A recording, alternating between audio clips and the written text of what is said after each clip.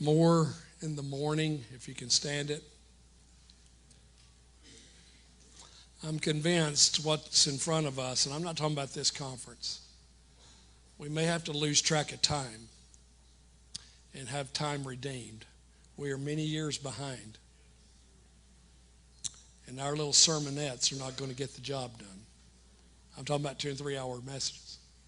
I'm calling them a sermonette. I understand the old sayings that God never said. The ears can't hear any more than the butt can stand.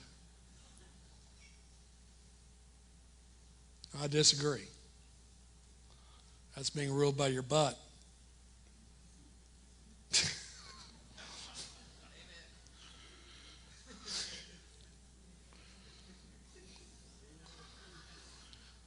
I'm saying this. God has a lot he wants to say. A lot more than it could be said by Josiah or me, Chris, Ben, Sam, others. Don't you think, Chris? And we're going to have to become a little more mature than what we are and realize it may call for some all-day things. You know what I'm saying? Where we start in the morning and break for lunch. Hopefully somebody's got a fish sandwich that God can multiply. What do you think, Corey? Would you bring a fish sandwich, brother? With mayonnaise. I'm just processing something with you. Guys, we've lost so much time. We're so far behind. Wives, please have patience with your husbands in their long sermons.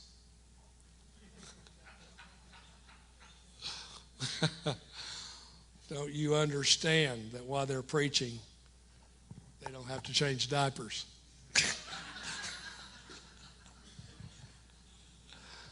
I'm messing around. I come back to this point. God lead us in this. I'm not after anything that the Lord's not after. And I'm not looking to make something happen. But you know, Joel, I am looking to respond to something the Lord's doing. Aren't you, brother? And I'm telling you, he's not on our time frame, or our time schedule. And you may have to get up and leave because your butt's hurting that much. I understand. And you may have sciatic. I have had it. I understand.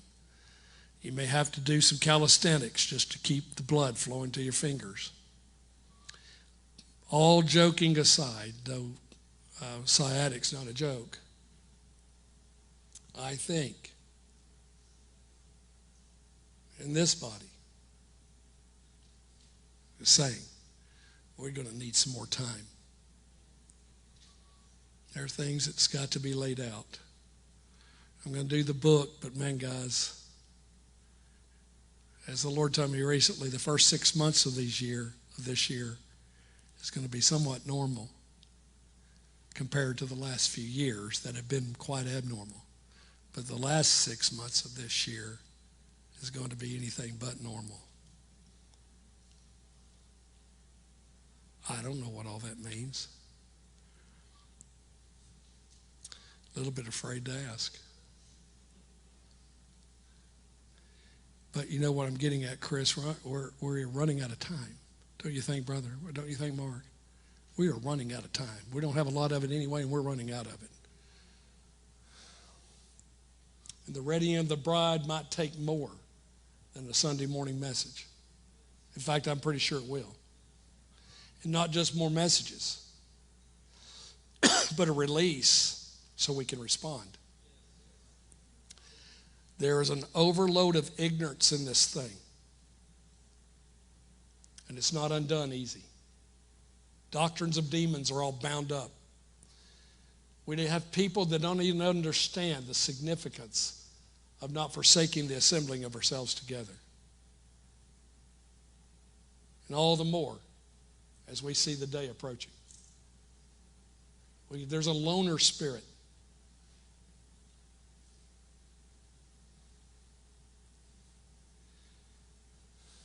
I'm not into you got to be at church.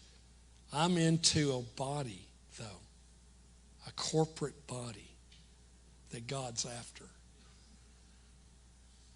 And God's not forming and fashioning us separated from one another. And that may have been how you lived up to this point. Stop it. In the name of the Lord, stop it. Stop living that way.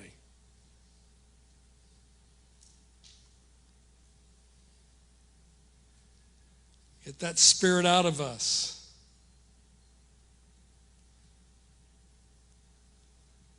We're too easily offended and too easily frightened. And too quick to division. Just stop it. Quit. That's your characteristic, not Christ's. He would deliver you from it. You don't know how I was raised. I don't care. Christ still wants to deliver us. If it's all about how we were raised, good night. If that's our excuse, I can think of better ones. Can you all hear what I'm saying?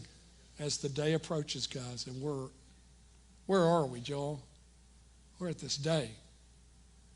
It's not our approaching, we're in it. We're scattered to the wind. God help us, Ben. You know it, brother? God help us. I pray for the unity of the Spirit, and I pray for the bond of peace. And the unity of Spirit is another one of the signs of maturity. And more important, I'll talk about this at the conference next weekend in Knoxville. And the unity of the Spirit is the bond of a progression to where God is. It's a sign of the bond of progression with the Almighty, that God's actually getting his way among us. We're progressing into the will of God. It's called the unity of the Spirit and the bond of peace. That's a sign that God's accomplishing his work. And the lack of it is a sign that nothing's going on. Can y'all hear within why I'm saying what I'm saying? About not forsaking the assemblings of ourselves together? That God is assembling a body in Christ. And that was said in Hebrews, which meant that they were being tempted to go back into Judaism and forsaking the meetings that were of the church.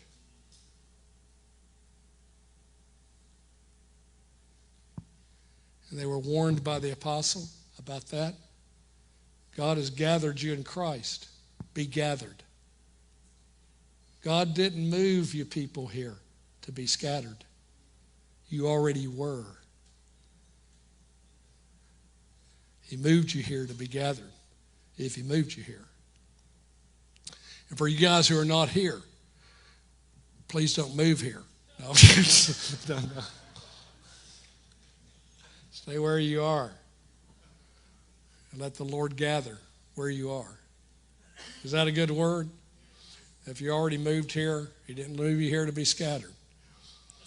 He did not move us all here to get what we want.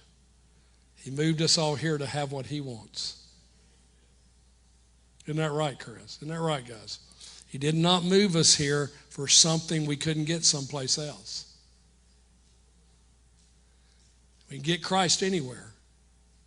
Then why are we here? To have Christ together in corporate unity.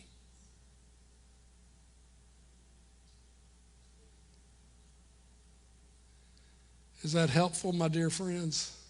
It's not that old teaching that, you better be at church. You might miss something. I hope so.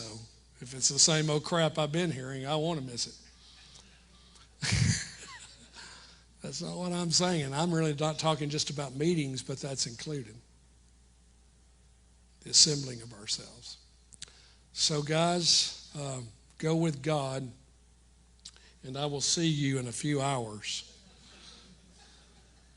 And just know the gun's going to still be loaded when you get back in the morning. There's a lot more the Lord has to say, and that's why I'm saying what I'm saying about we're going to need more time.